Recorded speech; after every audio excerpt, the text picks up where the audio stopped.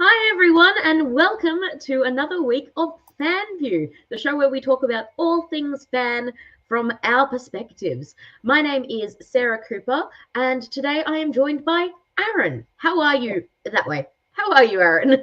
What's this? I'm confused. Isn't this meant to be rip it off the card? You don't look like the vial. So just yeah, heads up, if you haven't seen the title of tonight's episode, we're talking about gender flipping. So I have been recast. I'm Dax. So yeah, That makes surprise. that makes I'm me. I'm still Aaron. Yeah, you're still Aaron, but now I am for inexplicably a woman. Huh, surprise. I hope you all enjoy that. and I'm I'm sure and I'm somebody will be happy. inexplicably a man.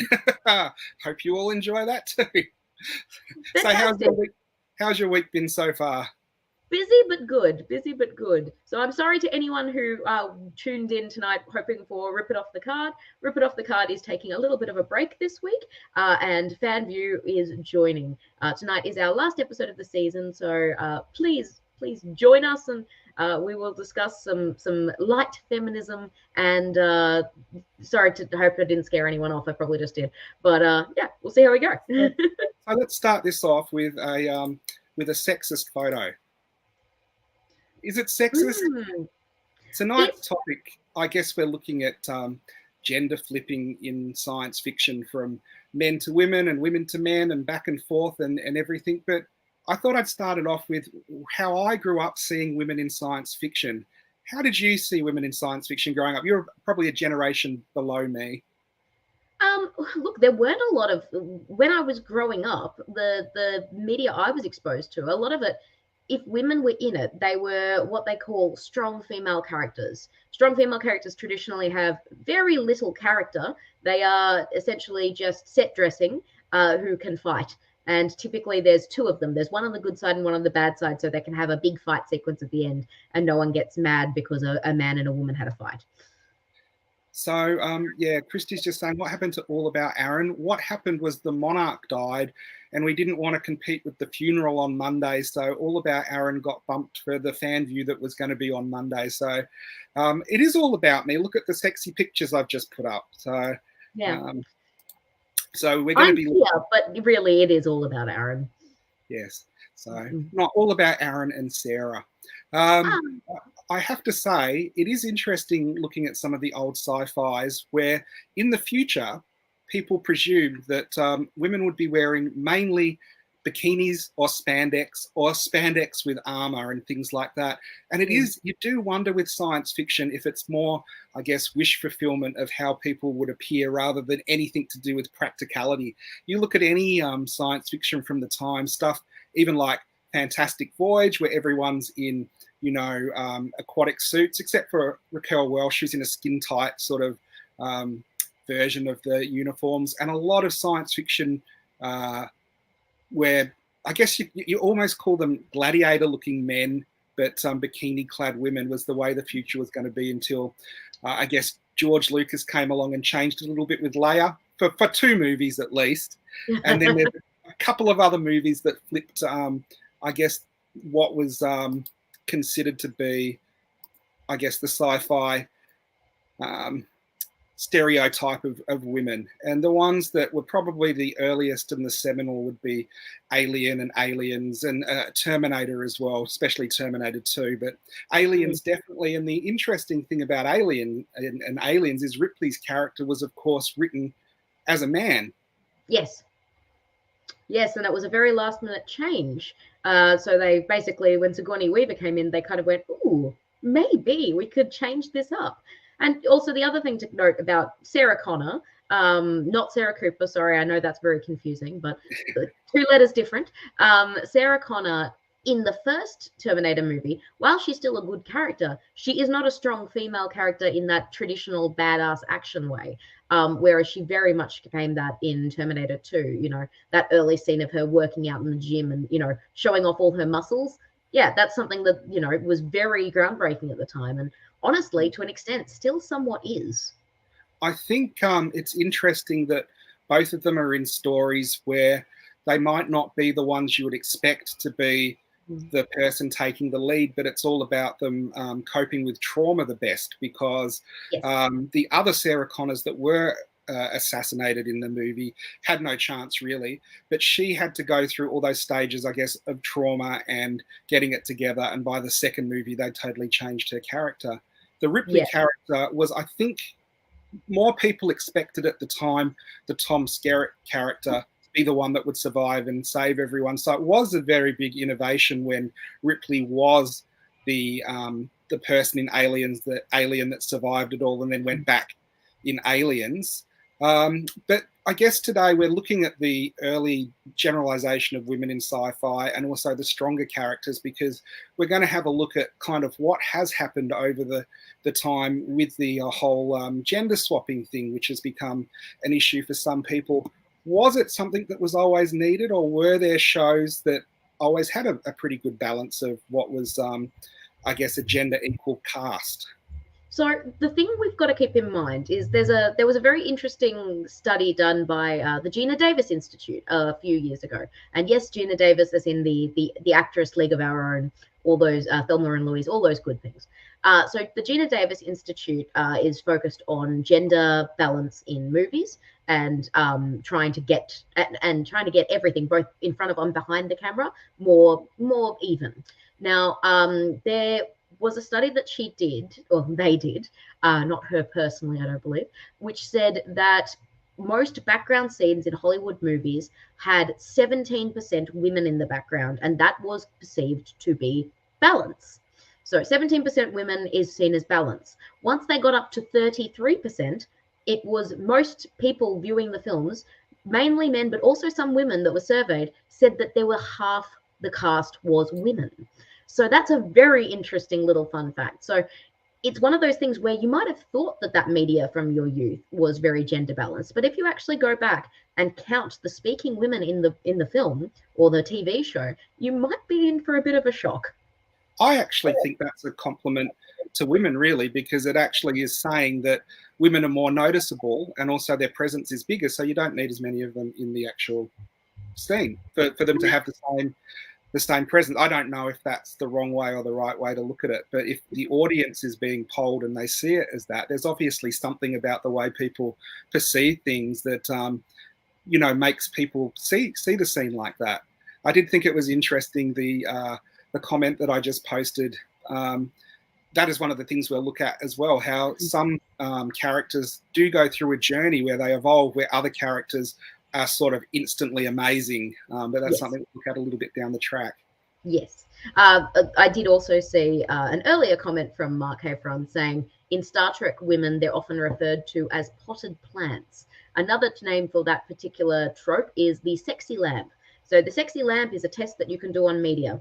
If the story would work just as well if the woman was replaced with a sexy lamp, then you have a woman that is a two-dimensional flat character that needs development. So a lot of films do that, unfortunately. I have seen some very arousing lava lamps, Sarah. So the other thing in Star Trek you may or may not know is the costume design in that. The original costume creator was given the will she, won't she brief on all the women's costumes, as in, when you're watching it, you're thinking, will she, won't she fall out of it? Which is quite a sexist view, considering that, Star Trek was one of the more balanced shows back in the 60s. So it's going to be one of the first things we're going to have a look at, where we've got probably the first Star Trek show and the latest Star Trek show there. And not too much has changed with the cast and with the genders of it. I guess there were more men in the first cast, and there is more women, and it's more balanced now.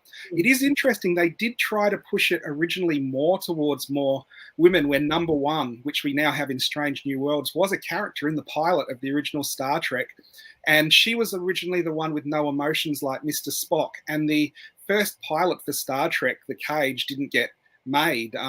It didn't get shown, it got made. And the feedback from the producers and the networks was no one would believe that a woman was number two, like number one is, the captain's right-hand person in command on a starship, and get rid of the evil-looking guy who looks like an elf. So they kind of gave all her emotionless characterizations to Spock, but didn't get rid of him and slipped him through. So it wasn't that I guess filmmakers and producers were trying to be this way. It was just ingrained in society at the time. Yeah, look, it is one of those things where, when women are viewed as, more an object rather than a person with, their individual wants, needs, agency, you do get this weird thing where, women are just sort of meant to be there. They're meant to be essentially seen and not heard. And then, when they do talk, they must follow a very specific script. And when they go outside that, that's when issues arise. Thankfully, we don't see as much of that these days, but it was very much the case in Hollywood for a very long time. Have you seen any of Strange New Worlds yet?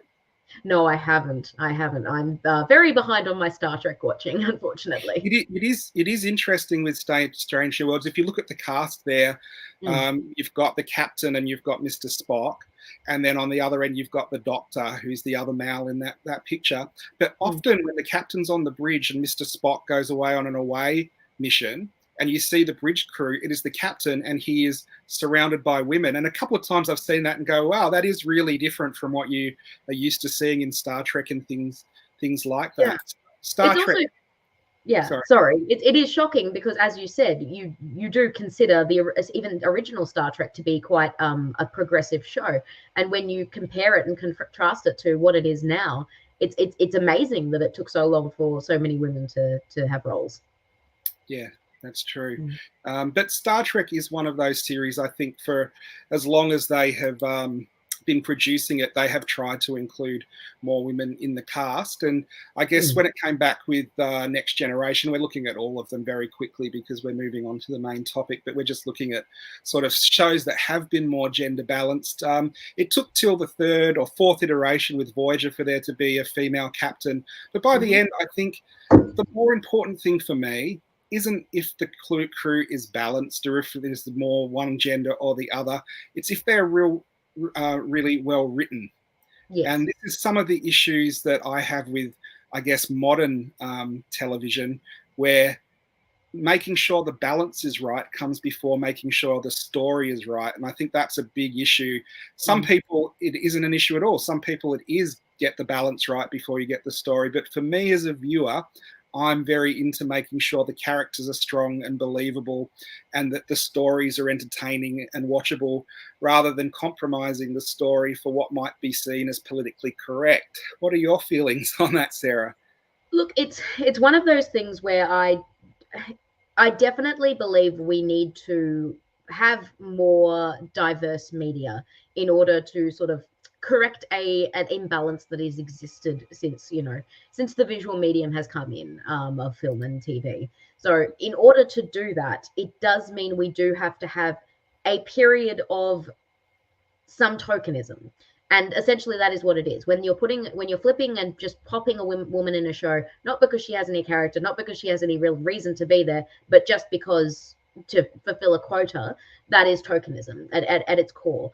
And it's that very interesting thing of some tokenism is required to get people used to seeing a more balanced view of things.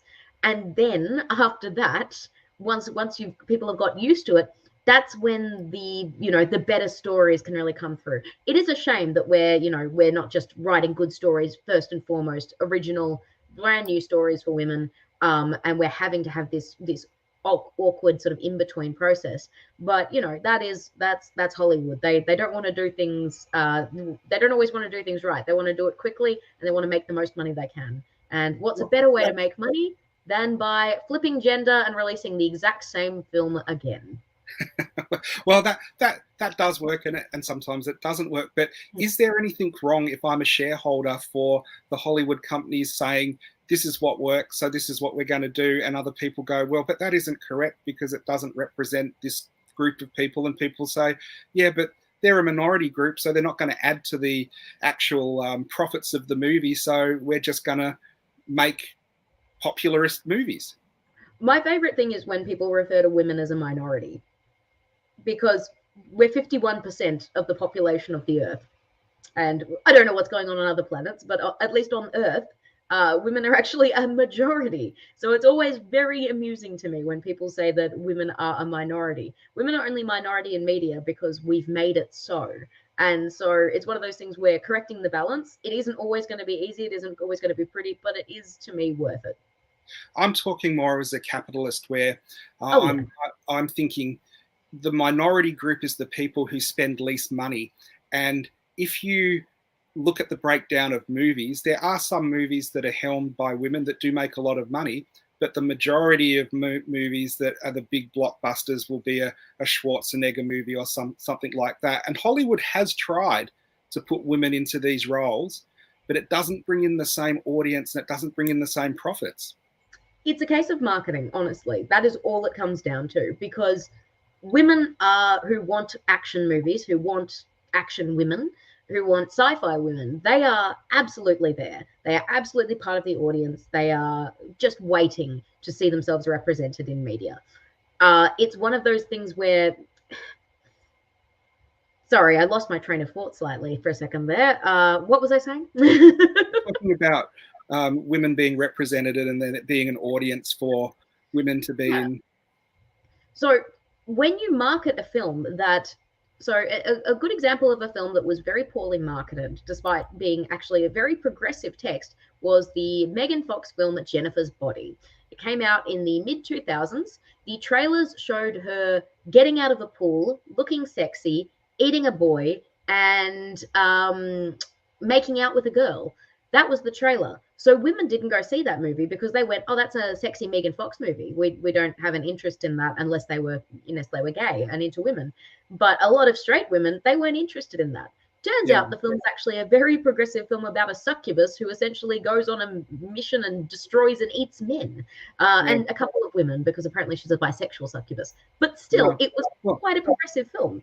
it had the opposite effect on me, where I saw the trailer and thought I was going to see a lot more of Jennifer's Body, and then it was about a demon succubus horror Yeah. movie.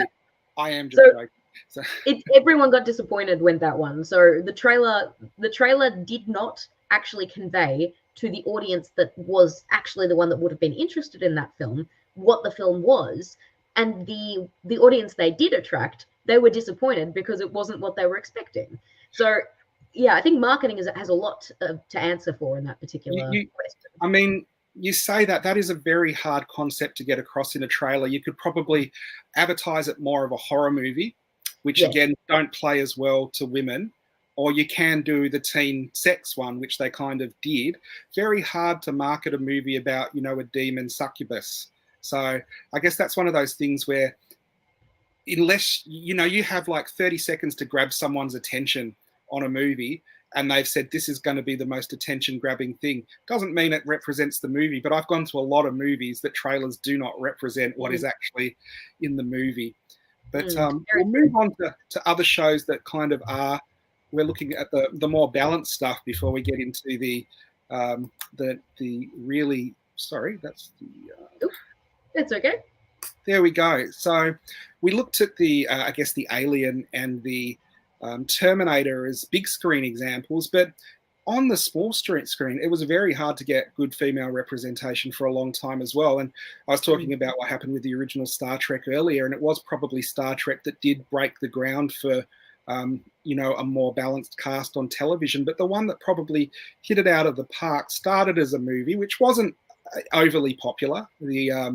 The Kirsty Swanson version of Buffy the Vampire Slayer, but then it spun off into a phenomenally popular TV series. And I was a big fan of the movie, but the TV series was a lot better, and I was a big fan of that as well. And it is a good series that shows, I guess, strong, empowered women, and has more appeal just generally as well. And I think this is what a lot of things miss, where movies shouldn't be aimed at men or at women. They should be good characterizations and good stories, and then anyone can watch it and decide if they like it themselves. Hmm.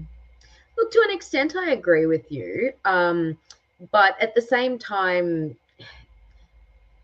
there are a lot of people out there that, they want to see themselves in something. They want to see. There are a lot of for a long time. It's not as bad now, but for a long time, there were a lot of women out there that were starved for seeing characters that they related to on screen. They were starved for, powerful characters who were badasses, who were in these fantasy settings, and they were, they had agency. They weren't just there as a love interest. And while it would be great if we just stuck to, good characters and good stories, absolutely, I agree with you for that. It's one of those things where sometimes they do have to, start with the slightly shocking concept, because keep in mind with Buffy, the original concept for Buffy was a guy and a girl are in a dark alleyway, and the girl is small and blonde, and you think, oh no, she's going to be killed and she's going to be attacked by this guy. And then it turns out the guy's a vampire, and everyone goes, oh no, ah. And then it turns out she's the Slayer, and she's able to kill him. And she's able to kick his ass, and she's the most powerful person you've ever seen. And that at the time was incredibly, progressive. It was revolutionary in many ways. Nobody had really done that type of thing yet. Not any outside of B movie, at least. Yeah.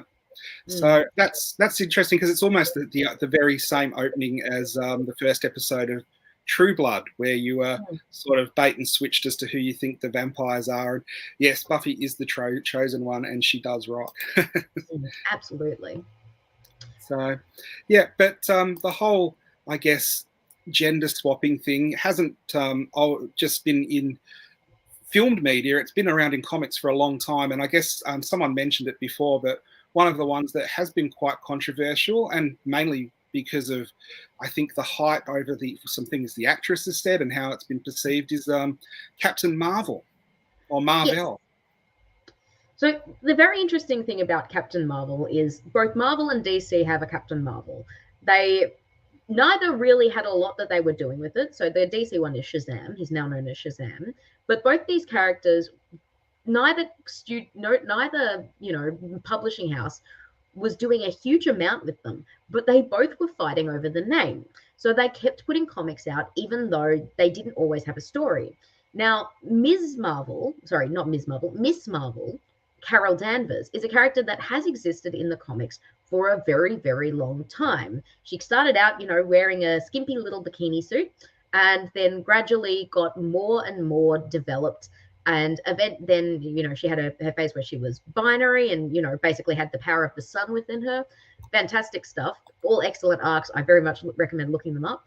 And eventually she took on the moniker of Captain Marvel, which, yes, originally was the name of Marvel, but it was one of those things that happened gradually, not immediately. And to me, it's something that in the comics is a very organic process. It wasn't just one day she's like, I'm going to be Captain Marvel now. No, I think she earned that title. Yes, I think it's one of those things as well that we probably don't see, not being as into comics as the Marvel Cinematic Universe is. We have got a 10-year compressed version of all the history of the Cinematic Universe and all the things that happened over maybe 4 decades. In some cases with Captain Marvel, over just one movie. And as a kind of a timeline. So, of course, there's going to be a lot of people who read the original that feel alienated or you've missed the point. And then there's other people who haven't read the original who see it and say she's come out of nowhere. So you kind of have a damned if you do and a damned if you don't situation with her. The one thing I would bring up, though, is you've had Brie Larson, who has come out and said some stuff that has riled stuff up on the internet. And it is interesting because I'm very into not grabbing the soundbite, but grabbing the entire interview when it comes to stuff. And when you get Captain Marvel, you always see people saying, she said these movies aren't made for men. And then when you read the entire interview, it says these movies aren't just made for men, and it goes on to all the different people that they're made for, but it doesn't exclude men in any way. It's just that soundbite is the most, I guess, controversial or the most clickbait one that they can find within it. So I do think sometimes PR for some of these actresses should be better, where they say they should be trained. Don't say anything that can be taken because with the internet these days, you can say 2 wrong words in a sentence and you're cancelled for good kind of thing. But it is one of those things that has happened with Captain Marvel. Look, the internet hate machine is always going to be kicking on, rolling on, finding someone to hate for, often no reason. And that is one of those things that, it is always worth doing your own research, especially when you hear that's just media literacy. Anytime you hear a headline and you think that sounds a bit ridiculous, go find the full context, and 90% of the time it will not in any way be as, shocking and as it sounds. It's just they wanted a headline, so you'd click on it. Yeah. So one of the other movies, which is more recent, which the internet seemed to have a big tremor about, was when Thor: Love and Thunder was announced, and they brought back Natalie Portman, and they said she will be Thor, and she is Thor, kind of thing. And again, it was one of those things where a lot of people put the cart before the horse and sort of say, oh no, they've done it again, they've gender swapped, when they don't realize that this has been a big tradition in the Marvel comics going right back to the 70s with What If and What If Jane Foster became Thor, because it's more the legacy and the power of Thor that comes from wielding the hammer. And I do think it was a storm in the teacup after you actually saw the movie as well. Oh, yeah. And especially, look, I remember when they first announced that a woman was Thor in the comics. And they didn't initially, the comics when they first came out, we didn't know it was Jane. We didn't know who it was. We just knew a woman was Thor. And when people said female Thor, lady Thor, they're like, no, she's just Thor. That is her name. She is Thor. And a lot of people were very upset until they read the comics, discovered it was Jane, discovered that she was Thor because she had the power of Thor, and having the power of Thor based on the phrasing of the spell on Mjolnir makes you Thor. You're not just holding the power of Thor, you are in that time Thor. And so it's this actual fantastic story. And so many people, I feel like, they get angry before they've actually, had a look at any of what's going on. So they're saying, oh no, they've made her a woman, they've made him a woman. But it's actually a really good story. It's a fantastic story. It's a continuation of the story of Jane, who has been in the comics for a very long time. Yeah. Well, who's responsible for this kind of reaction? You and me. And when I say that, I mean internet YouTubers and content creators that have worked out that the most sensationalized headlines are the ones that will get the most clicks. So if they have made Thor a woman, they're going to get a lot more clicks than we do by talking about the gender issues like reasonably. Easy gone mad. No, it's funny, but they're just doing what tabloids have been doing for decades. So Yeah, I did think it was interesting what Christy said about Buffy, about the whole. One of the best things about Buffy was the geeks that they could show they could kick ass. And that goes back to what you were saying, where seeing representations of yourself on the screen, it works for that sort of geek culture that like that kind of thing, because there aren't many shows that were showing that sort of demographic and also being in strong positions. And they even did it where they flipped it to make them the bad guys for one season as well. Well, keep in mind that a lot of fantasy and sci-fi and all of that, it is wish fulfillment for, people that potentially weren't so socially capable or popular when they were growing up. So look at the character of Peter Parker. Who wouldn't want to be, Peter Parker, the broke, down on his luck guy who can't hold down a girlfriend, can't hold down a steady job, but, by night, he, under all of that, he's Spider-Man, and he's, this fantastic web-slinging guy who makes the most hilarious jokes, the type of things that, somebody says something to you and then you think of that amazing thing that you should have responded ages later, and he just says them straight out. And what if you were like that? What if you could be like that? And that's the thing that I think a lot of the people that get angry at, women and minorities getting put into these medias, what they're not understanding is when these first comics came out, a lot of them were exactly the same thing for just the average geeky guy. A lot of those characters beforehand, they were big buff dudes who, they did serious man jobs. They were proper cowboys. They were, serious proper men. And then there's this wimpy little kid who, he can kick all their asses. So it's one of those things that it's been happening for so long. And people get mad about it. And it's just like, you're getting mad at something that you have already benefited from. It's just, you don't like that progression. Yeah.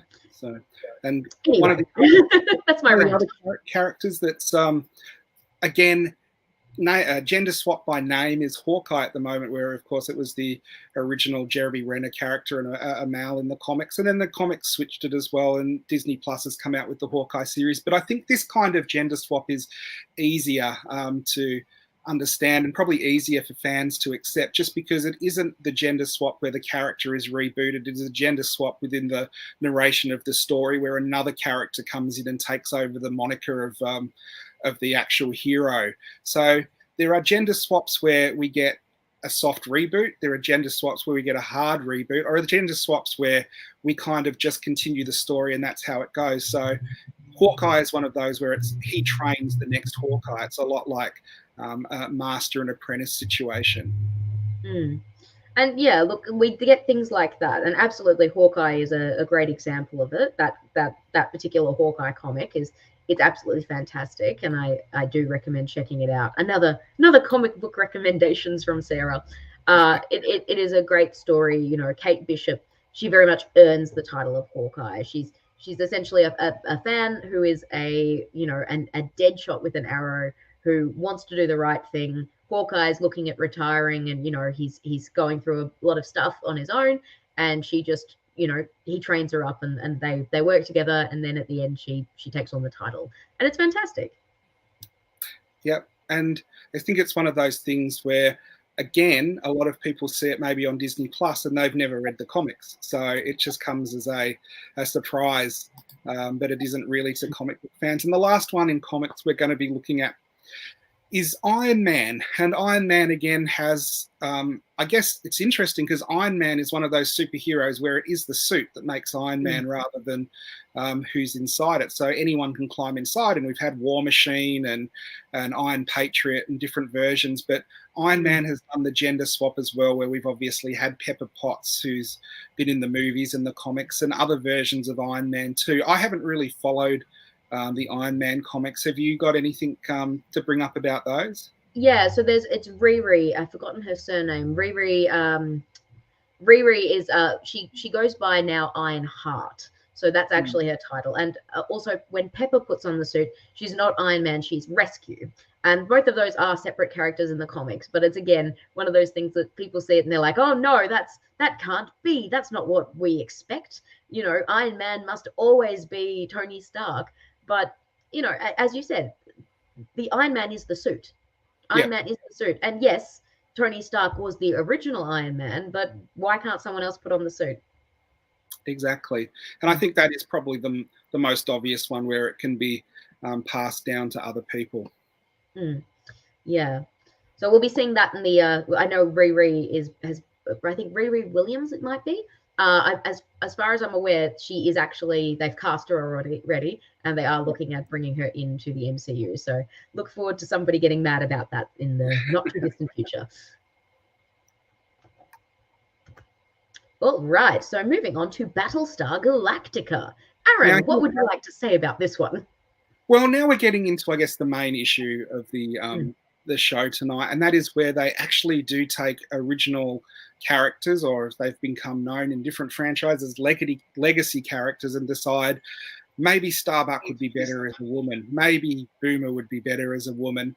And it is one of those things that's interesting because the original Galactica cast is pictured there, and it wasn't a totally out of balance cast to begin with, and it was one of the first shows I remember watching and actually going, "Oh wow, they've changed that. That's really unusual," because now that happens and I kind of groan at, "Oh, they've done it again." Back then it was, "Oh, this is an interesting idea. Let's see what happens." So that's the original cast from Galactica. And you did have women on the bridge crew as fighter pilots and in medical roles. So they were quite strong women. We don't have actually Jane Seymour in that picture, who was just a mother and a reporter as well. But it was kind of a well-represented cast for the time. It was, I guess, it has dated now, but it was a well-written show. Did you watch the original Galactica? Unfortunately not. Little bit before my time, and one of those things I haven't got round to as an adult. Yeah.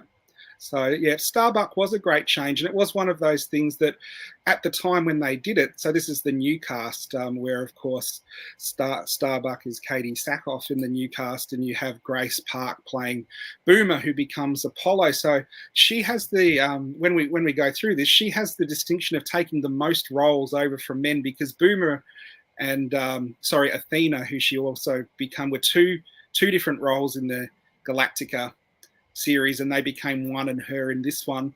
And it was a really interesting thing to do, and I do think it was something that challenged and confronted the audience, but not in a bad way, because what it was replaced with when they did do the new version of Starbuck was an interesting character with flaws. And it is a generational thing, I think, where 70s television, there was only so much you could put on the screen. And by the time you get to the 2000s and you've rebooted it, it is a much more interesting show, just because you can show a lot more adult things. There was no real character development in the original. It was like Star Wars type level character development. But in the new version, it's a much more well-written show. There's story arcs, which really weren't something that was done in older versions of television.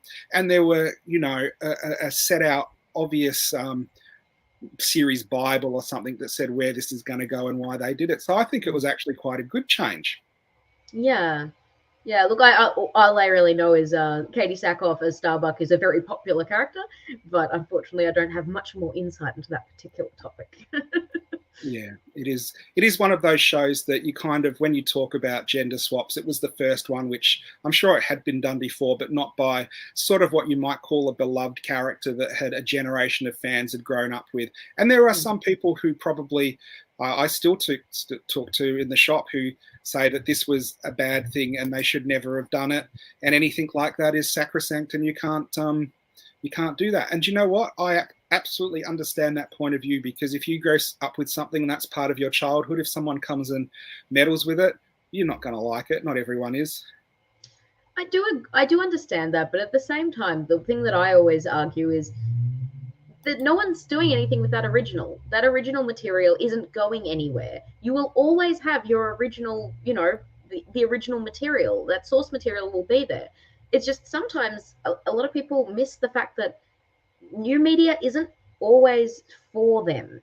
Yeah. And I don't mean that as an attack, and I don't mean that as an insult or anything, but, for an example would be She-Ra and Princesses of Power. A lot of people did not like when that show came out. They did not like the changes they made compared to the 80s cartoon. But again, this is a cartoon made by DreamWorks for young children, elder children and young teenagers, primarily women and girls. It's not something for 30 plus men. It's but just the caveat there is, often when they reboot a show to get a existing audience, they pitch at that audience so they'll get the first couple of episodes have high ratings, and then when people complain that it's changed, they blame the audience for not liking it, when they have courted that audience knowing that they're not going to like what they see. And this is one of the things that happens in Hollywood a bit, which I have not seen until probably the past 5 or 6 years, with creators, producers and networks blaming the fans for not liking the product, where you should like our product, which... that is a point. That said, I do know that sometimes what they're actually trying to do is the audience they're actually trying to go through, and the reason why they're going for that nostalgia is they're actually going for the children of the people that grew up with it. And the idea is that the parent will say, hey, this is something from my childhood which I can share with you. And then they share that with the child. Maybe the adult doesn't like it, but the kid now does. So now the kid's enjoying that. And then potentially down the line, the idea is then the parent can show the kid the thing from their childhood and they can bond over that. So I think that is what the idea is. But yeah, look, there is an extent where, they are leveraging fans to create. I agree with you. It's always good to have a television show that crosses generations and you can watch with your kids and enjoy in the same kind of way. But a lot of times as well, they do a bait and switch and expect people who loved an original franchise to automatically like a new one just because it's called the same name. But yeah. So I guess Battlestar Galactica was one of those things that opened the floodgates. And then I don't know if it was because of the success of Galactica, but I've heard stories of people pitching shows to networks and pitching movies to studios, and the studios aren't interested until the person pitching it goes, and they are now a woman. And then the studio goes, oh, well, that's what we like to hear. We're going to do that. And this is something that's happened over and over again, and I've heard over and over again. And for me, it's an interesting thing because, as I said, I think it should be story driven. And if you go in and pitch a story and the network doesn't like it, it shouldn't really matter which gender the characters are. The story is the story. But obviously, there is agendas happening in the background where suddenly something becomes more attractive because they can say, and we're a woke network because we're doing this, or we're hip with what's going on in society because we've changed this about it. And some of the shows where I think, do you know, did they really need to do that, is when you've got Dracula and Van Helsing, a classic pairing that have gone back over 100 years. And there's been a couple of shows now where Van Helsing is now a woman.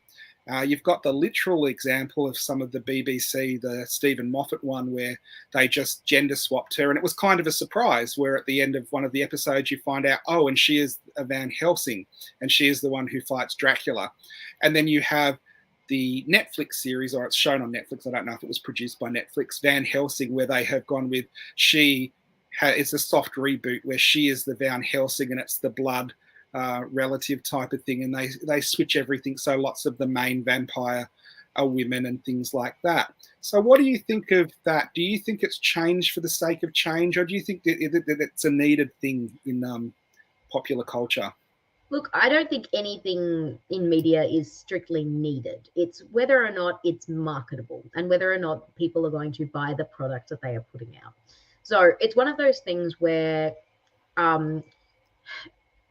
sometimes swapping the gender of a character allows you to really explore some new depths of that character. It allows you to see different parts of the text. So especially when you're doing, say it was a play. So there's lots of examples of plays, them swapping, Othello's now a woman. Hamlet's now a woman. So swapping the genders of plays is, and at Shakespeare specifically, it's something that actors have been doing for a very long time. And one of the reasons that is very popular is because it adds new context. That the characters, they go from being, that character that you've always known to you're viewing them in a new light. It's the same as, say, I'm going to keep referencing Shakespeare, I'm sorry. So the difference between Emma and Clueless.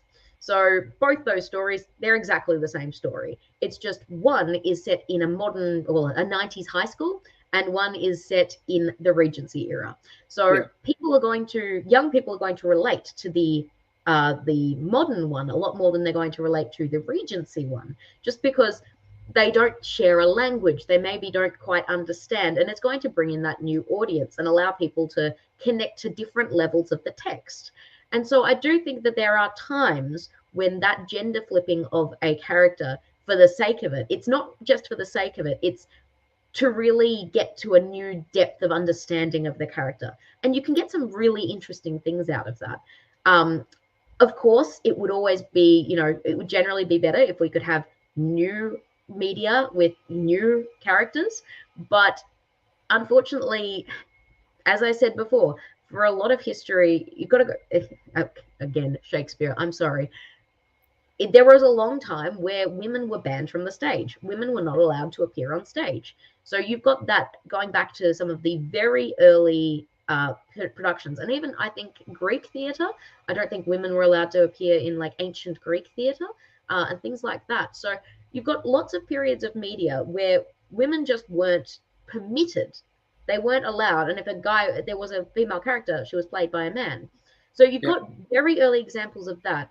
And then you've got the Hays Code where, women weren't allowed to, in Hollywood, where women weren't allowed to behave in sexually explicit or progressive ways. A woman wasn't allowed to be single and happy to be single. She had to be punished if she was if she was sexually promiscuous, all sorts of things like that. And for that reason, we've got a lot of characters that they're very stunted in what was allowed to be shown.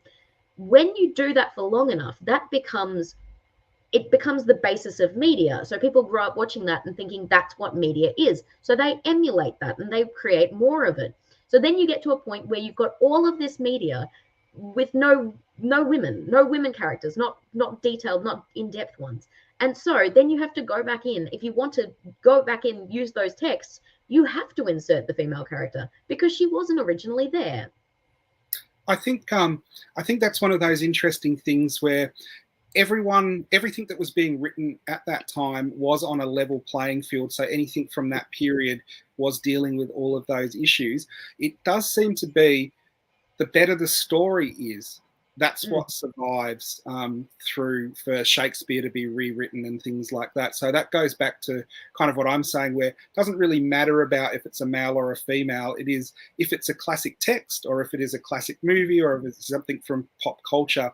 It generally isn't the character that's popular. It tends to be the writing and the situations that they're in, and then you can adapt it, and it's the adaptations and the changes that people will either like or hate or argue about or embrace, kind of thing. One of the classic bait and switches, which I didn't really want to go into, is the Master from Doctor Who, where you were kept wondering an entire season who this character was. Was it going to be the Master? And it was a character called Missy, who was the mistress, who was the Master. And so you have it built into the storyline quite well, a gender change. And that isn't one where they've taken an existing character and just plucked her out and put someone else in it. It works within the narrative of the story. But it is one of those things that works and sometimes it doesn't work. Sorry. So again, this goes back to, I think you were talking about older stories, but historical characters as well. So I don't know if anyone, likes or watches the Old West stuff, but Tombstone is one of my favorite movies. And of course that has Wyatt Earp in, and I don't know if anyone has seen it. It has got to the point where you have series, and I'm sure they are only greenlit because someone's wanted to make a Wyatt Earp series, and a whole heap of executives have said, no, we're not going to make it. And then they go, well, what if we change it to Iona Earp and it's all about females? Then it's green lit. And it is actually a good series. I do like it, but I do wonder if it is become a way to get things green lit. So again, using women to get around this system that's in Hollywood just because of the gender issues at the moment. Yeah, look, and I think that is also something that you do see from time to time where, very cynically, executives, they're bored of remakes. They don't want to do a remake, but then someone says, oh, what if we flip the gender? And they say, maybe you've got something there. We could market that, put a woman on the cover and, do press conferences where we talk about how feminist it is. Like cynically, that probably is part of it.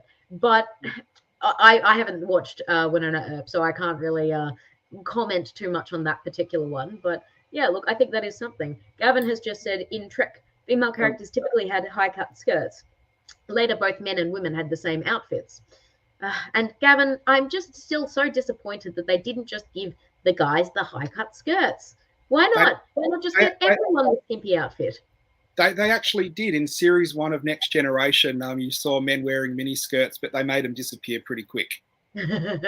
True, very true. So yeah, it is one of those things where if we went into the fashions, we looked at it at the beginning, but you could go on all night if you wanted to do one just on sci-fi fashions.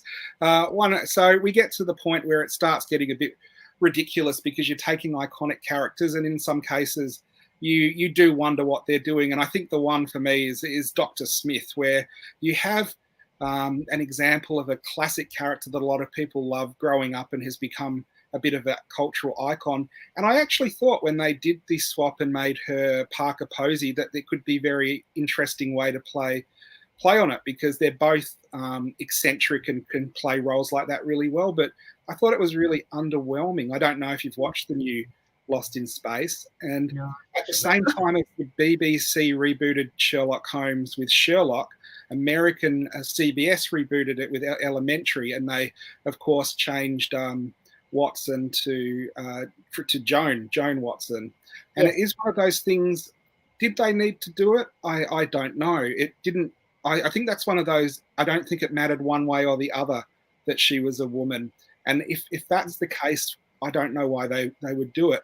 And then I don't know if you've seen the Itchy and Scratchy episode where this whole issue was brought up, and to increase the ratings, Krusty the Clown decides Itchy and Scratchy are going to be gender swapped. So you have like an entire episode on sort of a microcosm version of what happens when they do this, and you have the fans who will never watch it again and fans who think it's the best thing ever. I don't know if you would guess what Lisa thinks and what Bart thinks, but it's obvious through tropes which way they're going to come down on this. But it all gets resolved in the end anyway.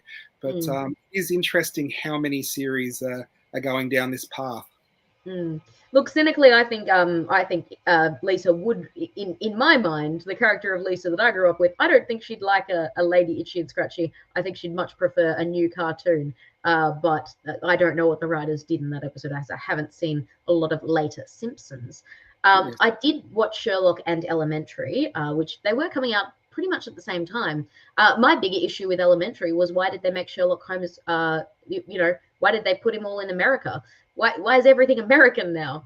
But yes, I actually did quite enjoy Elementary. Honestly, there was more sexual tension between John and Sherlock in the BBC Sherlock than there was between Joan and Sherlock. So yes, make of that what you will.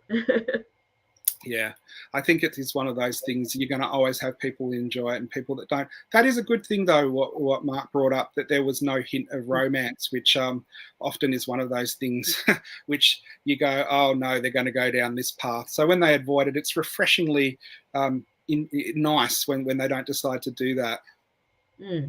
Yeah, look, there were a few other changes. They gender flipped, I don't want to spoil it for anyone, but they gender flipped another certain very popular Sherlock Holmes character. And that added actually a lot.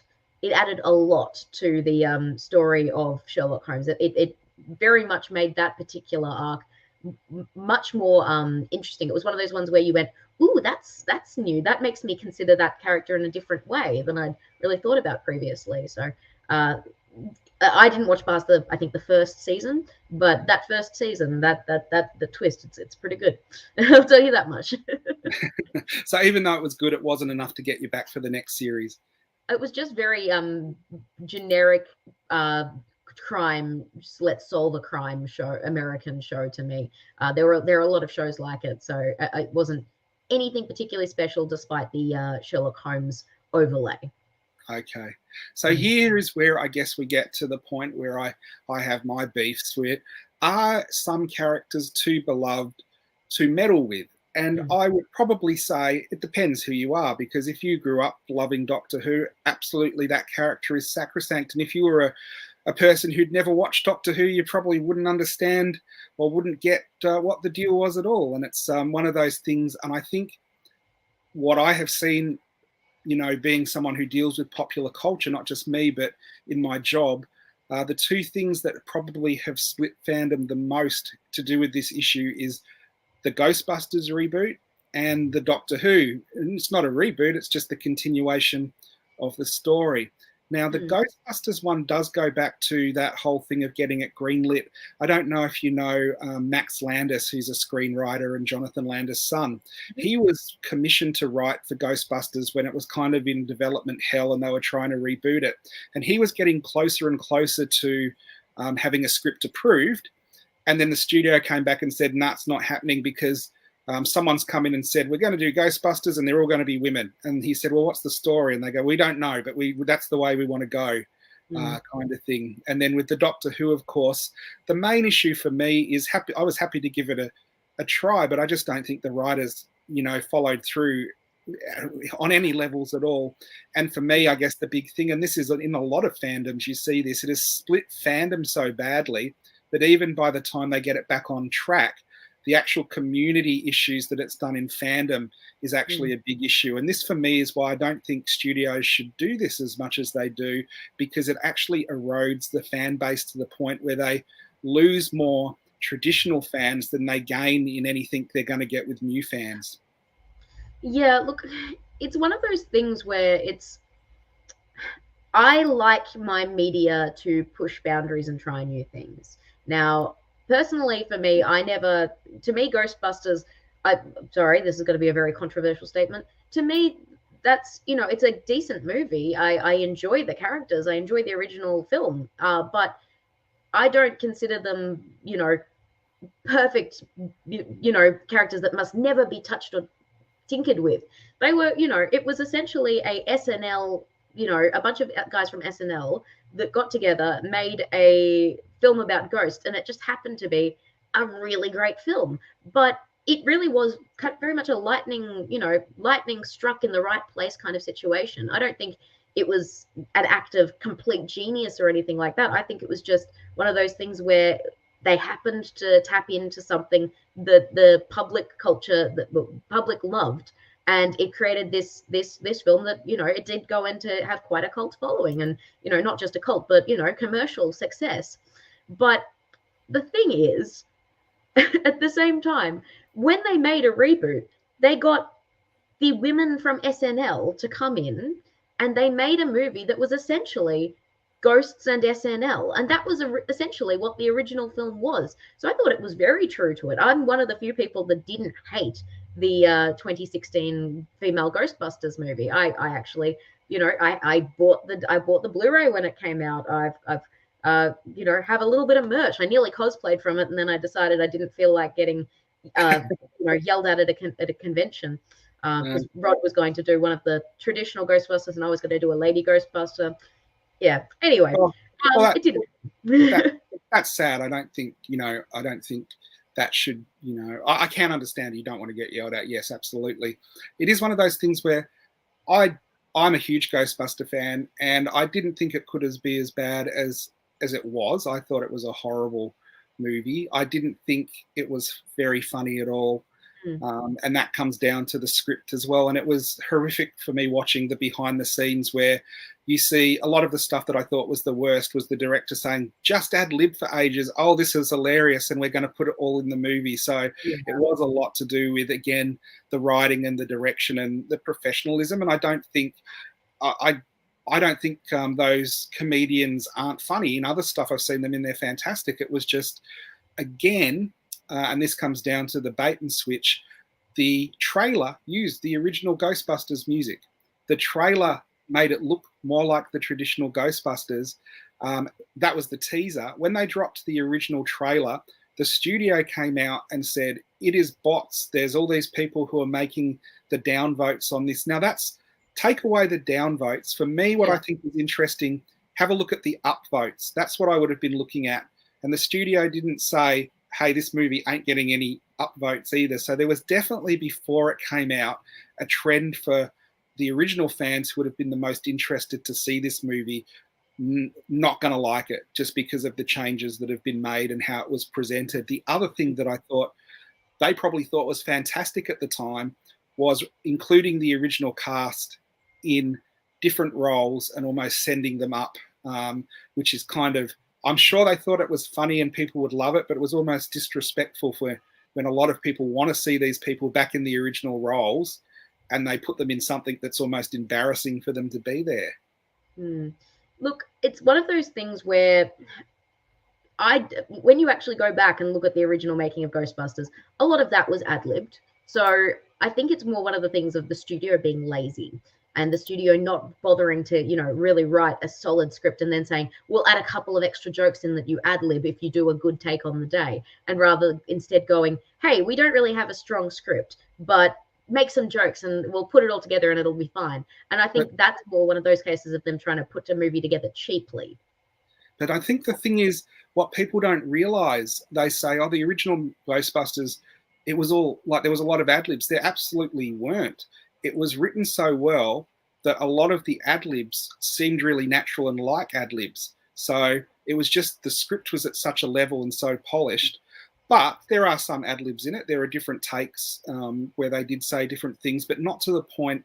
Back then when they filmed stuff, you have a magnum of film and it runs out after 8 minutes or whatever. With digital film, there were some things they were saying the takes went for 2 hours, and they were, a lot of the scenes degenerated into them dancing and singing. That wasn't in the script. It was because when you are forced to be funny, it kind of degenerates to what are we going to do kind of thing. And so I think that was the main issue, the writing behind a lot of this stuff.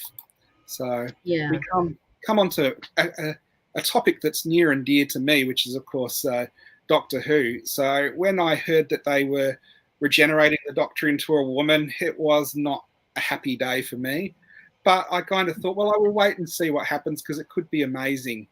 And I think I've spoken to you and I've spoken to Rod as well, Sarah's partner, on how they could have made an amazing version of the female Doctor and how they could have done it so it would have been more accepted by fandom. But when you get a trailer and the first trailer is the Doctor snapping her fingers and breaking a glass ceiling, that is very empowering to women, but it sends a message to the rest of fandom. Oh, this isn't about, making a great story. It is about making a statement. So I did think they started on the wrong footing by doing that.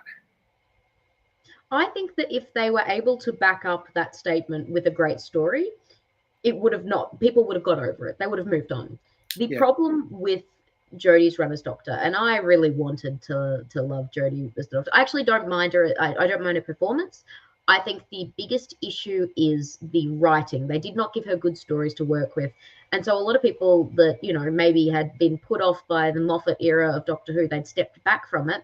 Or, maybe they didn't like, Matt Smith, or they didn't like David Tennant, whoever, for whatever reason they'd stopped watching. A lot of them were willing to come back for this new version of Doctor Who. And unfortunately, they just didn't back her. They give her anything to, fall back on. If they'd given her incredibly well-written stories, if they'd given her this fantastic stuff to go on, I don't think people would have complained at first. They would have whined at first. People complained when Keaton was cast as Batman because they thought he didn't look like Bruce Wayne. But they got over it when he did a fantastic performance. And I think if they'd given Jodie a better script to work with, people would have got over it. They would have moved on. It is interesting what I saw in fandom that we had a lot of people sell their entire sort of lifelong Doctor Who collections, not because of Jodie's performance, but because of the backlash by fandom against them because they didn't like Jodie's performance. So it kind of ruined the whole community for them. And this is what I was saying earlier, where sometimes I think studios have to have a think about if they're going to change the dynamics so much, what they're going to lose out of it against what they're going to gain. But the thing that I find a lot of her stories from a script point of view are not defendable. I can, this sounds very egotistical. I could be a script editor and improve her era 500%. I don't joke when I say that, because the Doctor should always be the smartest person in the room. The Doctor should always be the most compassionate person. She should be the one who's center driving the story. You can have a guest star and something like that. But it seems like all of these conventional things they decided to go against, and it made the character so unrecognizable. Unfortunately, the fact that she's a woman is something that's easy to hang it on, even though it's a whole lot of different issues apart from that. The funniest thing to me is the fact that, brain, why is my brain doing this? I'm sorry, I've been working all day at an event and it's caused my my neurons to so essentially it's one of those things where I think that the reason that they decided not to have Jodie and, the Doctor be the smartest in the room, the strongest in the room, the most compassionate in the room, the brightest in the room, the one who's got the plan, I think a lot of that actually has to do with not wanting her to become what we call a Mary Sue. Because they had a lot of media at the time where people were saying, that woman's too perfect, and it still happens. Where they're saying that woman's too perfect. Why is she so amazing? Why is she better than every guy in the room? Not looking at maybe she's just her character's just great. So I think they kind of toned the Doctor down in order to fight against the backlash before it happened, but they kind of went too far in the other direction. It is interesting. I do think there's sorry, we're running over time, but Dags isn't here to tell us to shut the show down, so I'm going to keep going. The production of Jodie Whittaker has been interesting because it was over the lockdown as well, and the last story was a condensed season because they couldn't film as much, and there was a big gap between all of her seasons, which I would think gave the production and especially the scriptwriters more time to do drafts and everything. Yet it's come out in interviews that a lot of her stories were first drafts with no revisions and went straight to filming. So I don't know what was happening behind the scenes, but we had better move along, or I could rant about Doctor Who all night. Yes, unfortunately, not a Doctor Who episode. This is Aaron's show, but not Yes. not that much. So now we're going into a what if scenario, and I think Christy's a Buffy fan, but what if they rebooted Buffy, and what if it was Scott Buffy Summers and he was a quarterback and his nickname's Buffy because he's so buff and he's the vampire slayer? Do you think the Buffy community would embrace this version of Buffy if they gender swapped the other way? Well, in the comics, there was actually there was a character called Billy. Billy was chosen as a Slayer, and they were planning to do a spin-off, Billy the Vampire Slayer, and all that type of thing, and that was going to be a whole thing. But it never really came to pass. The character exists, but the comic arc never happened. And the reason why I don't think personally that a male Buffy would work is because the entire point of Buffy is that the strongest person in the room, the one that's saving everyone, is the small, petite, blonde girl. I think that if you suddenly have it be the buff dude, then it's just everything else. It's just Van Helsing. It's just every other, story we have where a guy fights the forces of evil. It's Ash versus the Evil Dead. But also, here's the other reason why they'd never do it. We already have that show. It's called Supernatural. Yeah, but I think the whole thing is not about if the show is a good idea. It's if it would push people's buttons, which it would, because there are some people who it's absolutely sacrosanct. And again, there are some people who haven't watched Buffy who might start on this version and it's their version for them. But it is one of those interesting things. And I brought this up with Sarah and she has found some examples. I could not find any main characters in popular culture, in movie media and TV, where the girl has been gender swapped back to a guy, which is one of those interesting things because it does show probably that women were underrepresented. So, of course, there is going to be more of a way to represent women by gender swapping men into women in reboots and updates of different shows. But it does show that there isn't much of a push to do it the other way, which I found interesting. You did find a couple of series that had done it, though, I think. Yes. Look, I found a couple of examples. Now, all of these are, I'm going to be reading, so I'm sorry for looking off screen. All these are pretty minor characters. There's not very many examples where it was a major character. So examples include Dr. Kafka from The Amazing Spider-Man 2 was a gender-flipped version of a male character in the comic, the Awesome Shrink, who founded the Institute in the comics. The original Ghostbusters, well, the argument is that Kevin in Ghostbusters is a flip of Janice, the secretary. So the dumb secretary is a gender flip. That's an argument because the entire movie is a gender flip, but meh. RoboCop. So Anne Lewis is changed into an African-American man named Jack Lewis. Rags, there's a lot of examples of Cinderella stories. So there's Rags, there's Cinderfella, there's a lot of stories like that where it's basically a male version of it. But I would argue Cinderella is such an old story that's essentially just an archetype, and really just a retelling of a classic tale. Arrow, the character Paula Holt becomes a white guy named Paul. He was originally an African-American woman. Still married to Mr. Terrific though. Jonathan Cartwright /Mouse in Batwoman is a gender flip of Batman villain Jane Doe. Billy Lane from, already talked about Billy from Billy the Vampire Slayer. There are some examples of in Wonder Woman in the comics back in the very early comics, that after Marston died, a lot of the background characters were replaced. So Destria of Venus, Queen Moonbeam, and Queen Celirita, sorry if I get the pronunciations wrong, were replaced with Vertigo of Venus, King Munu, and King Celirito. Another example, Marion Grange changed to a male despite the comic version of the character being a woman. That's in the Batman, but that was mostly so they could get Adam West to come in as the voice actor. She-Ra, Princess of the Power, We had Peekaboo, who went from a woman to a male peacock-inspired hero, and we had the Star Sisters, who became the Star Siblings, with a Jewel Star becoming a male. Arclight in Wolverine and the X-Men was turned into a man, but that was apparently because they didn't want to have a scene where Cyclops attacks and violently goes after the character. So those are some examples. Those are just a couple. So yeah, there are a few examples, and there are some there. It is interesting when you think about Peekaboo. A peacock would be a man because it's a peahen, and she wouldn't have all the feathers, would she? So, Yeah. So yeah. it wouldn't really make any sense. But yeah, those are just a couple of examples of gender flips where the character has started out as a woman and turned into a man. The thing is, the reason why it's not commonly done is because it's not really, it doesn't really make a lot of sense in a lot of cases, because a lot of these media, they were, yeah, as Marcus said, men are always the leads. The man is always already there. So turning the few female characters that exist into a male doesn't make as much sense.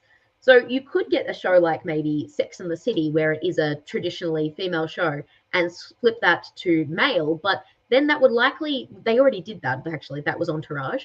But another example of that, it would likely, a lot of the nuance and the way they go about that story would actually require them also making those characters potentially gay. And there are other examples of that where traditionally female characters, in order to flip them, you also have to flip their sexuality. And a lot of people might not like seeing that, or they might not want to see the promiscuous man. They might not want to see that's really, throwing himself at the female characters in a undignified way. A lot of female characters, they're not actually that exciting when they're flipped to male. Like, I don't know how many people want to read the story of Pride and Prejudice, where Lizzie Bennet, or Lord Bennet and I don't know, Deidre Darcy or whatever. I don't know. Some names. Think of some names. I don't think people really want that story because it doesn't make a lot of sense. Yeah. No. So it is one of those things. I think Triple R brought it up earlier, where Lara Croft and Nathan Drake are basically the same character. It is one of those things, the difference between creating a new character and trying to launch it and switching an existing character. And that's kind of one of the issues, where sometimes it's easier to switch an existing character because everyone already knows them than build a new character from the beginning. I would say everybody knows who Lara Croft is, where probably only half as many know who Nathan Drake is, even though they're both popular gaming characters. Yeah, but look, at the same time, Lara Croft is essentially a gender-flipped Indiana Jones. So when you go all the way back to it, once again, we're starting with a male character that then becomes a female character. So, while, yes, Nathan Drake is essentially Lara Croft, it started with a guy, and then it just kept flip-flopping back and forth. Yeah, absolutely. Yeah. So we're running over time, but we'll keep going with it.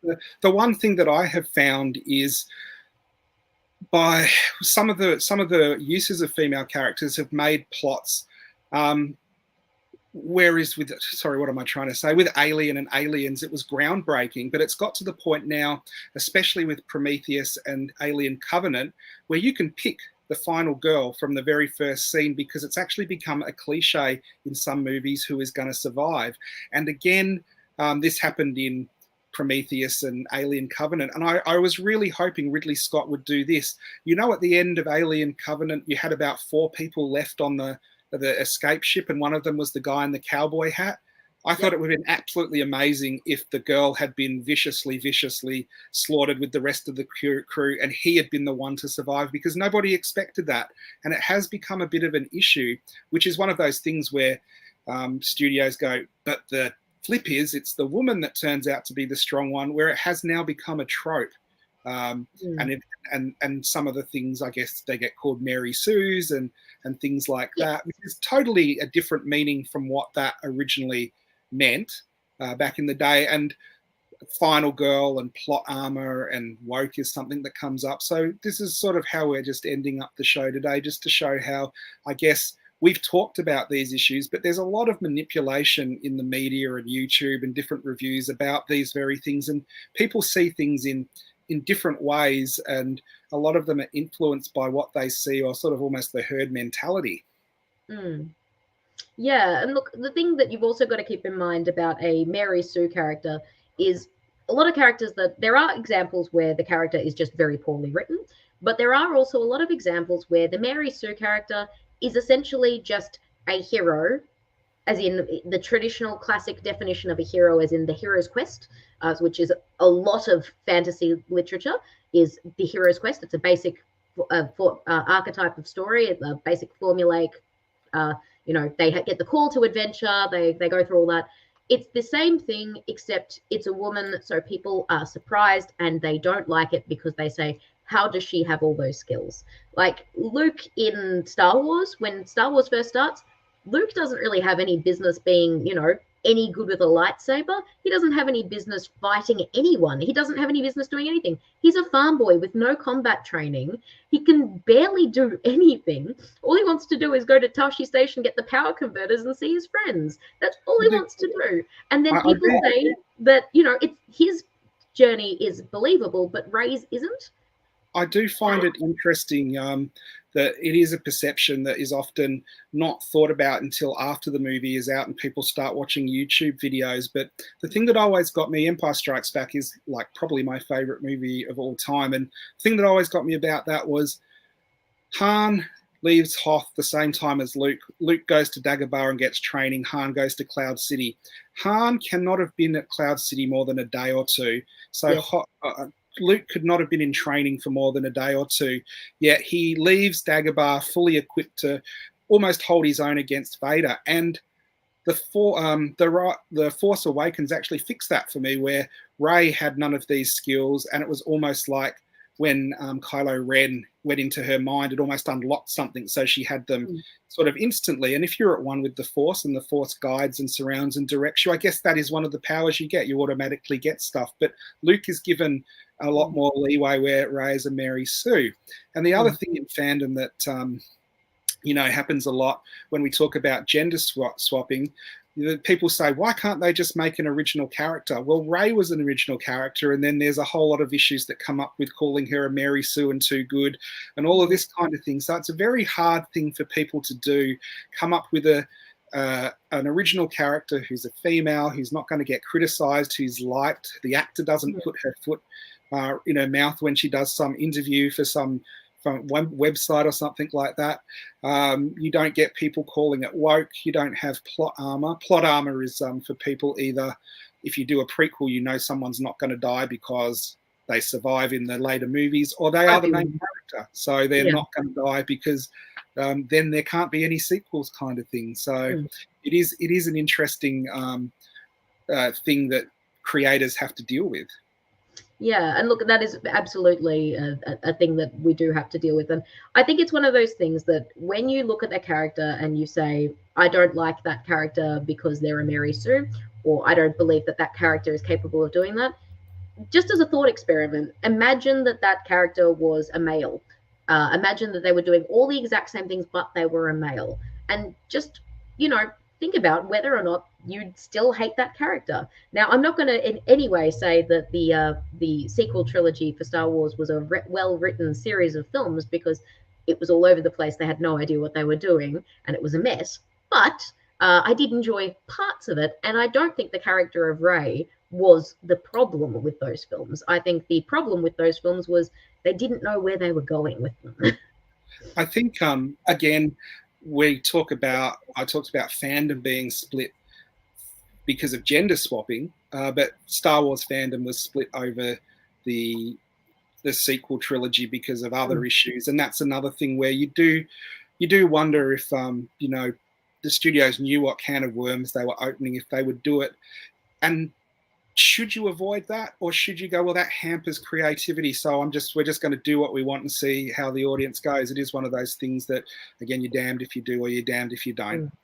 Yeah. Now, I'm sorry, but my cats have decided that it is time that we stop, because they've both decided to join in. They're sick of being ignored.